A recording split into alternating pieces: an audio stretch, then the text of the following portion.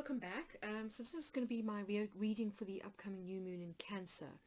Now this is going to be happening on the 20th of July 2020. You've probably noticed that the lunar months are a little bit out of sync with our calendar months at the moment, and that does happen from time to time just because of the difference between the lunar and the solar year.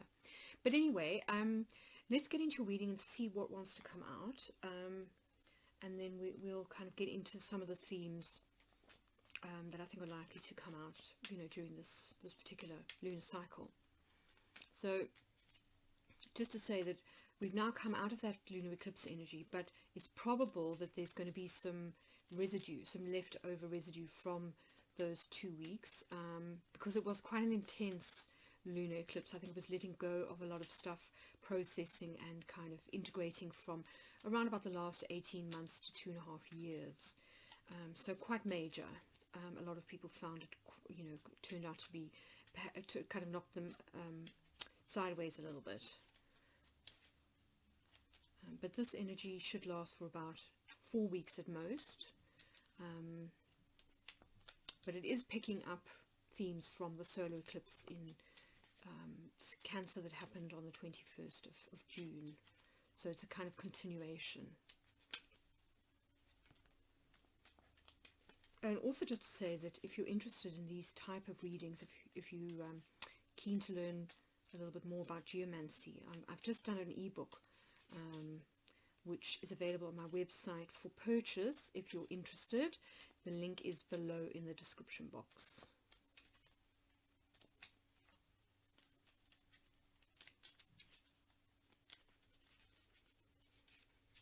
Okay, I think let's cut your cards.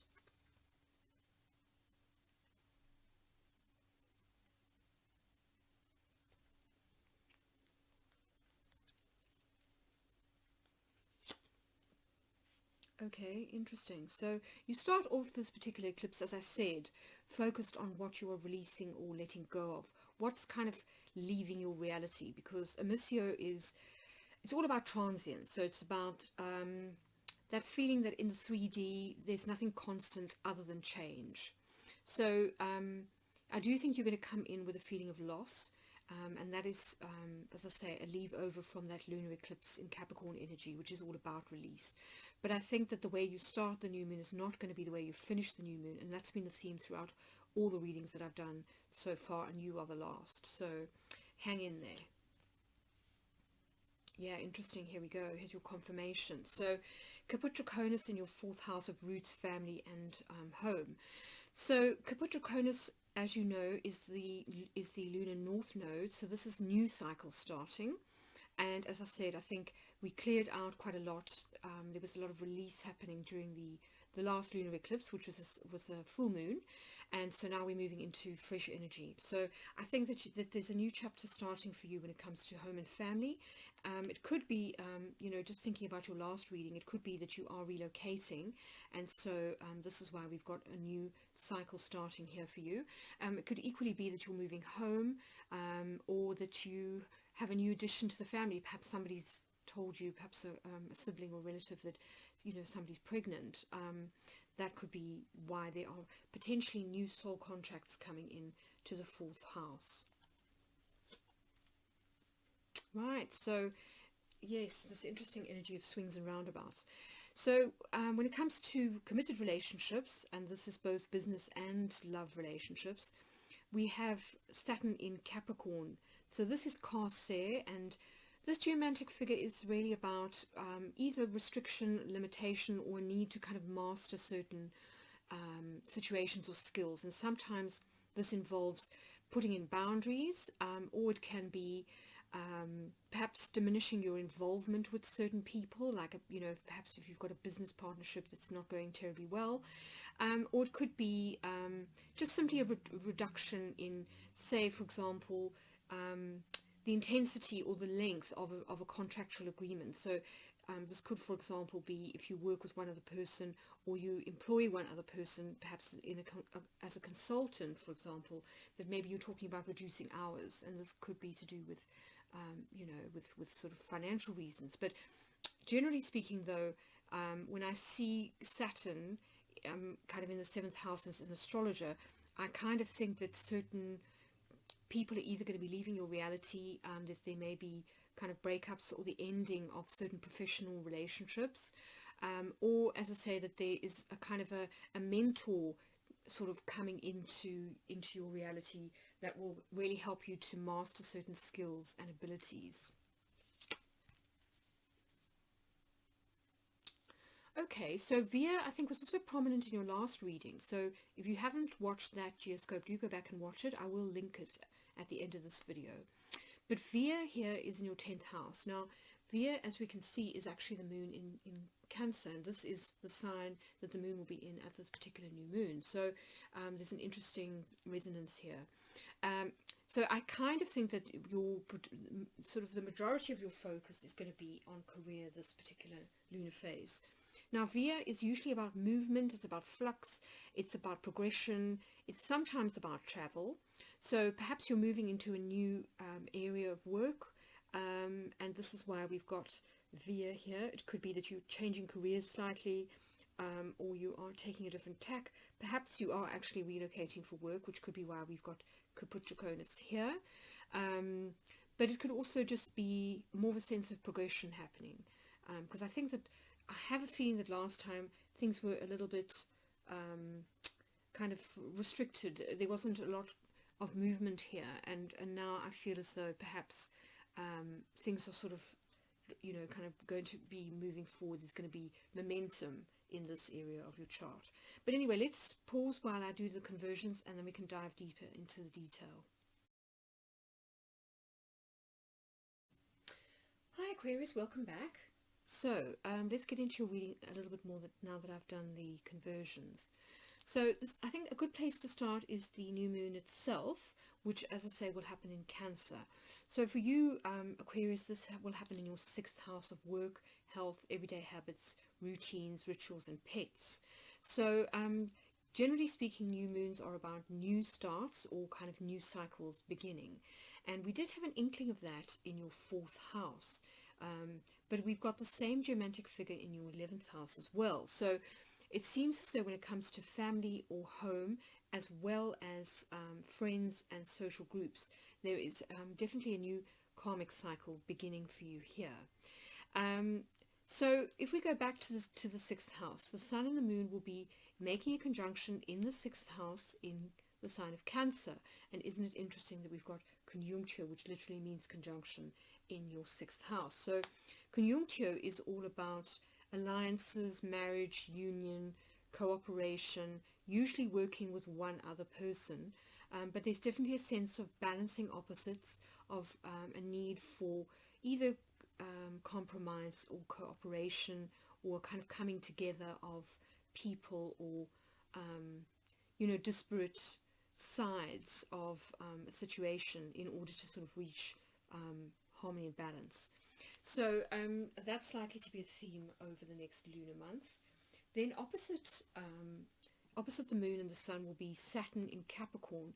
Now Saturn was very prominent at the last lunar eclipse. We had Saturn regressing back into Capricorn from your sign Aquarius just before the lunar eclipse, and it will remain retrograde in Capricorn until around about December.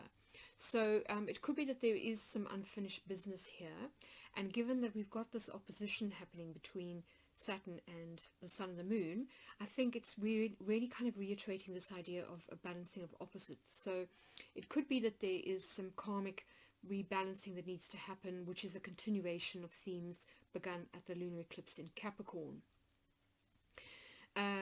But definitely Saturn, you know, Saturn is exalted in the sign of Libra, so it's all about kind of karmic balancing, justice, that kind of thing.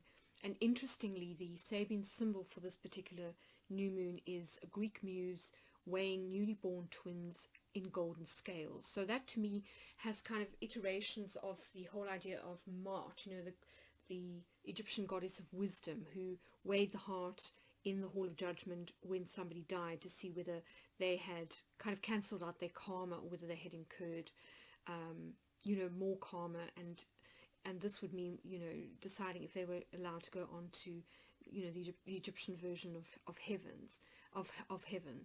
or not. Whether they needed to go back into, anyway. So the point being that that Capricorn here, or Saturn in Capricorn here, could be about karmic rebalancing. Now it's interesting because, you know, karmic rebalancing is not always negative. Sometimes we can actually be rewarded because we've been through difficult situations, or we have been very selfless, we've sacrificed in some way in a previous situation. And here we've got Acquisitio, which is all about gain, and it's often about kind of well-deserved gain, you know. So this is the 12th house of the psyche. So I tend to see this axis as being the mind-body connection. So I kind of feel as though, you know, perhaps you've put in a lot of kind of work in recent months, perhaps on changing your diet or your routine or something of that ilk, something that you're practicing regularly. And I think you're about to sort of see this pay off. So a friend has been learning to play the piano again, and she finds that when she practices every day, which is a very sixth house type of activity, there's this sense of repetition and doing something regularly, that, you know, her skills have kind of improved exponentially, because she's almost got to the point where it's become a subconscious habit now, and this is really starting to pay off. And I think the same thing may be at work here. You know, Saturn is to a large extent about mastery, and it's also about putting in the hard work. So it could be that there is something that needs to happen here during this lunar month, where you're kind of building a new habit that is potentially, you know, healthier for you, which then reaps rewards.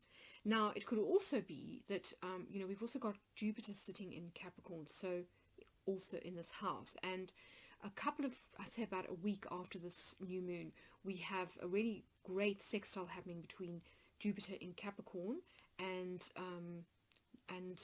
Neptune in Pisces, which for you is second house of earned income and self-esteem, as well as skills. So this is a really beneficial and expansive sextile. So it's stimulating, but it's also expansive, because we are talking about Jupiter. And isn't it interesting that this geomantic figure is Jupiter in Sagittarius? So as I said, Acquisitio is all about gain and kind of expansion and abundance, basically.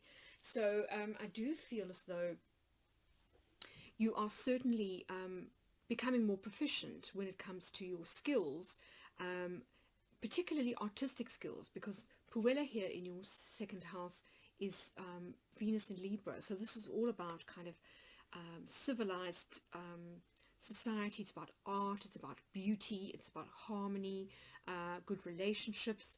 But given that it is the second house, which is usually about either earned income or possessions, physical possessions, or, as I said, skills, and, you know, so those intangible possessions that we have, that you do seem to be kind of gaining proficiency, or becoming, that there's this link between self-value, self-esteem, and possible artistic talent. So that's really interesting, given this link to Jupiter. So yes, it could well be that perhaps working with somebody on an artistic skill or talent is going to pay off, you know, perhaps also financially, but it's certainly going to make you feel very happy. So that's a really positive thing. And maybe this is why we've got momentum here in your 10th house of career. You know, that things are, you're kind of shifting. And look, we've also got Acquisitio in your 5th house of creativity. Isn't that interesting? So I do see here, you know, possibly developing proficiency in an artistic skill, which could potentially pay off or become something that is lucrative, or that you can earn money from. So it could be, you know, maybe a side hustle, or, you know, and then maybe, you know, eventually turn into something that you can do full time. Of course, the other way that you could interpret Puella is also to do with things like friendships and women's issues. And it is interesting, for example, that we've got this new start for you happening in your 11th house of friendships. So it's possible that there's some kind of group activity that relates to whatever this development is, because we do have Populus here, and I remember that Populus also came up in your last geomantic reading. So I kind of think that there's some, you know, I mean, for Aquarius, group activities are kind of second nature. You tend to sort of gravitate towards group activities as opposed to you know, anything else. You're very good at teamwork, and although having said that, you know, Aquarius is also a very individual sign, but you have this great social conscience, and you know, so it's possible that whatever the skill is that you're developing, whatever this creative activity, that you do want it to sort of have larger social benefit, or you know, perhaps to be taken into the public domain. So for example, performing, you know, to an audience. That might be one way this energy could work. The other way, of course, is that if we are talking about women's issues, then perhaps this fifth house here is children. You know, this could be about education of, you know, in some form or another, and perhaps, you know, like art classes, or giving piano lessons or something of that ilk, maybe what is, you know, being expanded on here and sort of amplified for you. Because this is, as I say, these are the two benefics. This is Jupiter, the greater benefic, and this is Venus, the lesser benefic. And this is where the Jupiter-Neptune sextile is going to happen. So see what happens around about the 27th. You know, it might kind of give you a clue as to where this expansion is likely to take place for you. Of course, on the same day, and this is a theme throughout this particular reading and this lunar cycle, there's this sense of, on the one hand, you know, a door closes, on the other hand, a door opens. With one hand, things are taken away, and then with the other, there is a sort of a gain. So I feel that this idea of the scales is very key to how this particular energy of this lunar month is going to work. So for example, we've got the end of a cycle here in your 9th house, which is the house of kind of publishing, foreign connections, as well as beliefs and higher education. But we've got a new cycle starting in your 4th house of home, as well as your 11th house of friends and group activities. And then you know, we've got this ending or some kind of restriction happening here in your 7th house, but at the same time we've got this kind of you know, this blossoming happening in your 5th house. So it could be, for example, that when it comes to relationships, that you've broken up with, or you want to leave a long-term partner, and that somebody new is coming in for you, because 5th house is also about new love relationships. So it may be important here that we've got Puer, which is the opposite to Puella. This means the boy, and it's Mars and Aries energy in both your 3rd and your 8th houses. Now these are the houses of interaction with others. So the 3rd house is about communication with others, often verbal or written, and the 8th house is where we exchange energy with others, usually one other person. So it can be in the form of finances, so joint assets, for example, but it can also be in terms of energy and, you know, issues that require two parties to be mutually giving and taking in equal measure. So things like sex, for example, things like intimacy, trust, those kinds of issues. And, you know, Puer here can be a new start. So it could be sort of incoming messages from, you know, someone who could become a lover. But equally, because we've got it echoed in those two houses, it could also be about standing up for yourself, being very assertive when it comes to your boundaries, which is what Corsair could be about here with long-term relationships. Because Mars and Aries can sometimes be a little bit aggressive or selfish. You know, there is this tendency to be a little bit selfish, and you're being kind of shown that you need to move into this more divine feminine energy of kind of receiving, of attracting, of harmony, rather than, you know, kind of pushing forward, hunting, chasing after, or kind of strife, you know, kind of arguments and conflict. So it could be that somebody in your social circle, or you know, a relationship is kind of going cold a little bit, and so there may be a little bit of a need, as I say, to just either keep boundaries up with people that don't respect your boundaries, or perhaps be a little bit assertive about your needs and actually saying what it is that you feel you deserve. And this could also be why we've got this emphasis here on the 2nd house, which is about self-esteem. So yes, lots of things going on, but the upshot is that by the time you finish the cycle, you are moving towards a place of greater harmony, friendship, cooperation, beauty, and just a sense of peace, and also that you may be feeling more as though you belong to some group, and this could be because of this new start here in your 11th house of groups and social activities. It could also be that, if it is a creative pastime that you're kind of working on here, that there is a sort of an element of group associated with it. So maybe it's a group collaboration of some kind, like playing in an orchestra, for example, or it could be maybe crowdfunding. If you decide that you want to sort of take something public and you want to sort of earn money from it.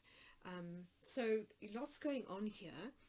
But anyway, I hope that's been helpful. As I say, do bear in mind that this is a month-long cycle rather than 6 months, but it is continuing the work of that solar eclipse that we had back in June. So do let me know in the comments if it's resonated, and if you've enjoyed this video, then please hit the like button, and I guess I'll see you in a couple of weeks for my next forecast.